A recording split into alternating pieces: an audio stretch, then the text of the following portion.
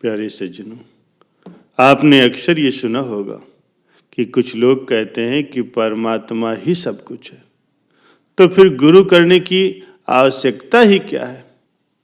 अब कोई तो ये कहता है कि गुरु के बिना परमात्मा की प्राप्ति नहीं हो सकती। इसलिए आज के सत्संग में हम ये जानेंगे कि गुरु की जरूरत क्यों होती है, क्यों बिना गुरु के परमात्मा की प्राप्ति नहीं होती।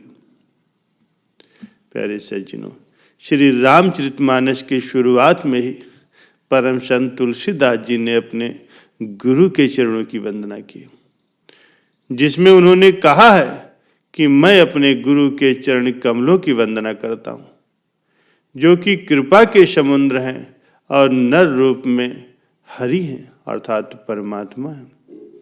बंद गुरु पद कंज कृपा सिंधु नर रूप हरि। आगे तुलसीदास जी ये भी कहते हैं कि श्री रामचरितमानस मैंने नहीं लिखी, इसे शंकर जी ने लिखी। वो कहते हैं कि श्री रामचरितमानस लोगों का प्रिय ग्रंथ है। इस पवित्र ग्रंथ की रचना शंकर जी ने की है। उनका कहना स्पष्ट है कि अंतर प्रेरणा उन्हें शंकर जी ने दी थी और लिखने वाले हाथ मेरे थे। रामचरित मानस मुनि भावन, विरचहु शंभु सुहावन पावन। और यही बात बाइबल और कुरान पाक में भी आती। उसमें भी यही लिखा है कि ये पुस्तकें मैंने नहीं लिखी, ये पुस्तकें आसमानी हैं, यानी कि परमात्मा ने उन्हें प्रेरणा दी थी, तब उन पुस्तकों को लिखा गया। तुलसीदास जी गुरु की महत्ता पर जोर देते हुए श्री रामचरितमानस में कहते हैं कि जिसे गुरु के वचनों पर विश्वास नहीं है, उसे स्वर्ग में भी सुख की और सिद्धियों की प्राप्ति नहीं होती। शिष्य को चाहिए कि गुरु के कहे हुए वचनों पर पूरा विश्वास करे, तभी वो अपने उद्देश्य में सफल हो सकता है। गुरु के वचन प्रतीत न जेहि, सपने ही सुगम न सुख सिद्धते ही। तुलसीदास जी स्पष्ट करते हुए कहते हैं कि गुरु के प्रति जिसको विश्वास है वही सच्चा शिष्य है। कहते हैं कि गुरु परमात्मा से भी बड़ा होता है। यदि परमात्मा नाराज हो जाए तो गुरु बचा सकता है, और यदि गुरु नाराज हो जाए तो फिर संसार में उसे बचाने वाला कोई नहीं। राखे गुरु जो कोप विधाता, गुरु विरोध नहीं को जग त्राता। इस बात का समर्थन केवल तुलसीदास जी ने ही नहीं, बल्कि स्कंद पुराण के भाग गुरु गीता में भी यही कहा गया है। शिवे रुष्ठे गुरु त्राता, गुरु रुष्ठे न कच्छना। आज हम देखते हैं कि कोई हवन में रुचि लेता है, कोई पूजा पाठ में रुचि लेता है, कोई धार्मिक पुस्तकों के पठन पाठन में रुचि लेता है, तो कोई तीर्थ व्रत आदि में रुचि लेता है, लेकिन गुरु करने के लिए भी वो तैयार नहीं होते।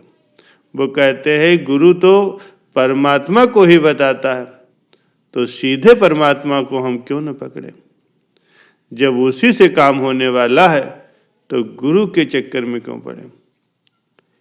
लेकिन संत तुलसीदास जी कहते हैं कि गुरु बिन भव निधि तरै न कोई, जो विरंची शंकर समूह। चाहे कोई शंकर और ब्रह्मा जी के समान ही तपस्वी और ज्ञानी क्यों न हो जाए, लेकिन बिना गुरु के भवसागर पार नहीं कर सकता।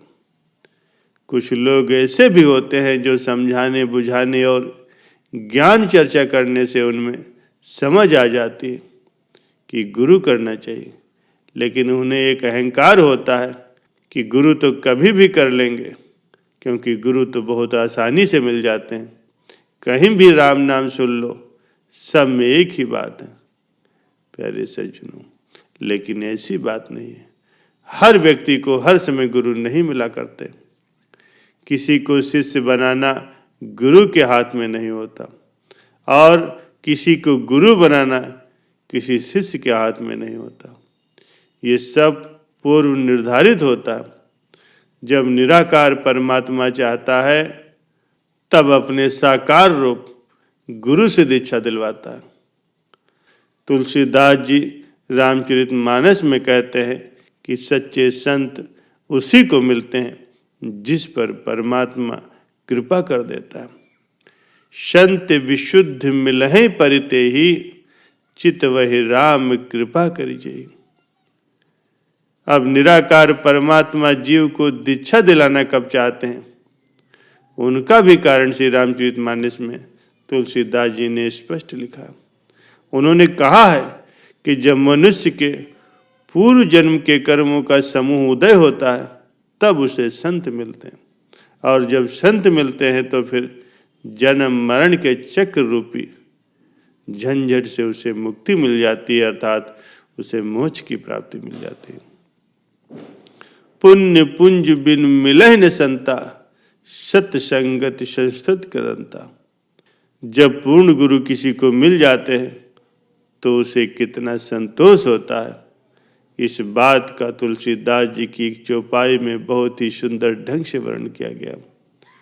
उन्होंने इसकी तुलना दरिद्र शब्द को लेकर के की है।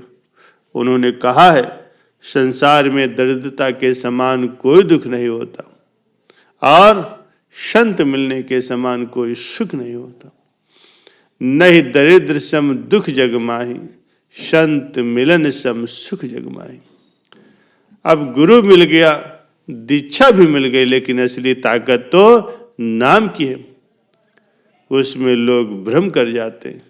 कुछ लोग दशरथ के बेटे राम के नाम को ही नाम समझ लेते हैं और उन्हीं का नाम रटकर मोक्ष प्राप्त करना चाहते हैं। लेकिन तुलसीदास जी ने नाम के विषय में स्पष्ट कहा, नाम की कहानी एकत है, उसे कहा नहीं जा सकता, केवल समझा जा सकता। जैसे घी का स्वाद किसी को बताया नहीं जा सकता, केवल उसे चख कर ही समझा जा सकता। नाम रूप गति अकथ कहानी, समझत सुखद न परत बखानी। बातन से समझत नहीं, बिन बातन समझाए, गुरु तो वैसा चाहिए अंदर नाम लखाए। अर्थात नाम को बाहर नहीं समझाया जा सकता, गुरु शिष्य को अंतर में नाम से जोड़कर ही उसे समझाता है। यदि कोई गुरु ऐसा करने में सक्षम नहीं है तो नाम के असली रूप को वो नहीं समझ सकता। तुलसीदास जी ने नाम के विषय में एक अंतिम ठोस बात और कही है। उन्होंने कहा है कि नाम की बड़ाई मैं कहाँ तक करूं, राम भी उसके गुणों का बखान नहीं कर सकते। अर्थात नाम राम से बहुत बड़ी चीज है। कहो कहाँ तक नाम बढ़ाई, राम न सके नाम गुण गायो। प्यारे सज्जनों, अक्सर लोगों में एक भ्रम होता है कि परमात्मा निर्गुण है कि सगुण है। निर्गुण को माना जाए या सगुण को माना जाए, इसी भ्रम में लोग आपस में तर्क वितर्क भी करते हैं, वाद विवाद भी करते हैं। कुछ लोग निराकार परमात्मा को मानते हैं, कुछ लोग साकार को मानते हैं। तुलसीदास जी ने निराकार और साकार के इस भ्रम को श्री रामचरितमानस में दूर किया। निर्गुण रूप सुलभ अति, शगुन जान नहीं कोय, शगुन अगुन नाना चरित, शून्य मुनि मन भ्रम होय। कि परमात्मा का निर्गुण रूप बहुत आसान और सर्वसुलभ है, लेकिन सगुण रूप को बहुत कम लोग जानते हैं। उसमें ऋषि मुनि लोग भी भ्रम में पड़ जाते हैं। निर्गुण और सगुण में कुछ अंतर नहीं है, दोनों एक ही है। ऐसा मुनि, संत, महापुरुष और ज्ञानी लोग कहते हैं। जो निराकार परमात्मा है वही भक्तों के प्रेम बस आकर के साकार हो जाता है। ऐसे एक नहीं अनेक उदाहरण मिलते हैं जिसमें भक्तों के प्रेम बस परमात्मा कहीं साकार रूप से निराकार में बदल गए और कहीं निराकार रूप से साकार रूप में बदल गए। आवश्यकता केवल इस बात की है कि प्रेम होना चाहिए। निर्गुण और सगुण में कोई अंतर नहीं, दोनों एक ही है। हमें निर्गुण और सगुण के भ्रम में नहीं पड़ना चाहिए। एक बार एक कर्मकांडी पुजारी के यहाँ एक लड़की आई। कर्मकांडी पुजारी ने उस लड़की को कुछ देते हुए कहा, आप शाम को 21 बार राम के नाम का जाप कर लेना, सब कुछ ठीक हो जाएगा। लड़की ने कहा, अच्छा मैं कर लूंगी। लेकिन तुरंत ही फिर उस पुजारी ने कहा, नहीं बेटी 151 बार जाप कर लेना। लड़की ने फिर कहा, अच्छा पुजारी जी। ये कह करके वो वहां से विदा हो गए। तो किसी ने उससे पूछा, पुजारी जी पहले आपने उसे 21 बार नाम के जप करने के लिए कहा और फिर तुरंत ही आपने उसे 151 बार नाम जप करने के लिए कह दिया, ऐसा क्यों किया? तो पुजारी जी ने कहा, ये कलयुग का जमाना है, इसमें जाप ज्यादा करना पड़ता है।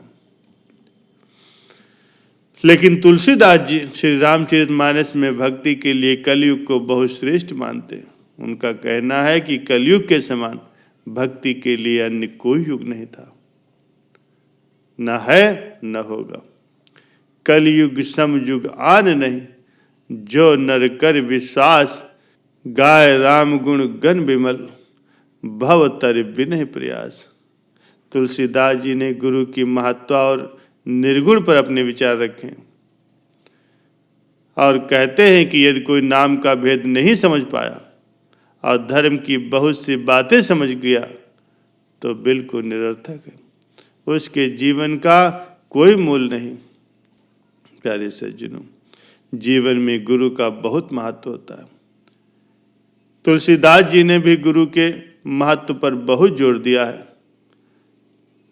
लेकिन हम एक भी बात नहीं समझ पाते। लेकिन हम रामायण को तो मानते हैं, लेकिन रामायण की एक भी बात नहीं समझ पाते।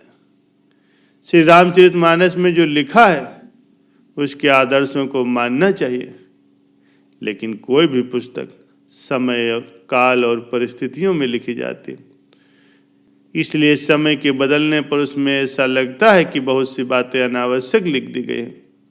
आज के समय में हमें उन बातों को छोड़ देना चाहिए कि जो आज फिट नहीं बैठती, लेकिन फिर भी उन बातों को अवश्य ग्रहण करना चाहिए जो आज के समय की जरूरत है।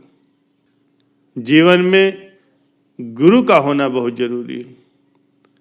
जब गुरु मिल गया तो फिर नाम भी मिल गया, और जब नाम मिल गया तो समझ लो उसे परमात्मा मिल गया।